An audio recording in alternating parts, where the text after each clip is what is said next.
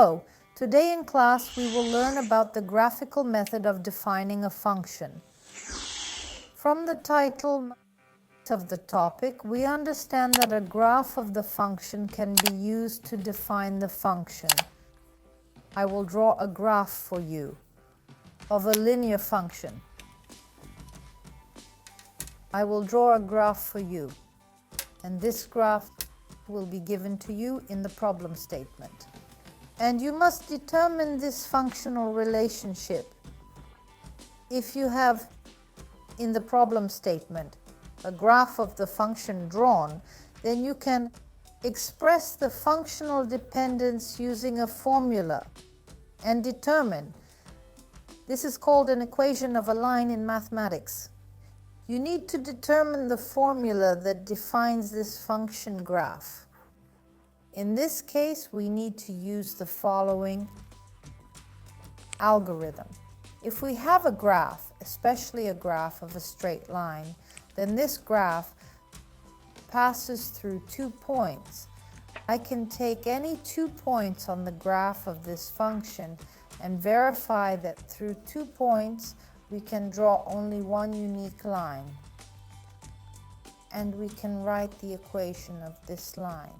How do we do that? If we see that the graph of this function is a line, then it is a linear function, and we are familiar with the concept of a linear equation with two variables. And we talked about the fact that a linear equation with two variables is called that only because the graph of this function is a line. Let's recall how the standard form of a linear equation with two variables is written. It takes the form x plus by plus c equals 0. However, we can use this form when we already have a linear equation written down. But I recorded for you not only the standard form of a linear equation, I also recorded this form for you in another way. Y equals mx plus b. And I mentioned that m is the slope and the point b is the y-intercept of our line. We see that our line intersects the y-axis at point 0. Then, let's note that our line, which we will denote as L, intersects the y-axis at point 0, and then its coordinates are equal to 0.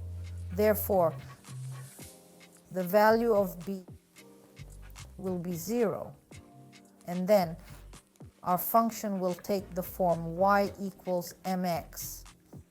However, we were right to discuss that we can determine the coordinates of any point on this line. Let's take the coordinates of a point. For example, here, this point has coordinates 1 and 1. In this case, I will record this point. Coordinates 1, 1. For what purpose? To substitute the value of 1 for y and also substitute the value of 1 for x. What will we get as a result? If I substitute 1 for y, this dependency will be written as follows. 1 equals m multiplied by 1, and then m equals 1. Therefore, if our function is of the form y equals mx plus b, and we said that b equals 0 and m equals 1, then we can write y equals m, which is 1 plus 0. 1x plus 0. As a result, we get the following relationship. Y equals x. We can derive this dependency if we take any point on this coordinate line. But we will only use this method when our function graph passes through the origin. We will learn about another way to define a function in the next lesson. But for today, our lesson has come to an end. Goodbye, see you next time.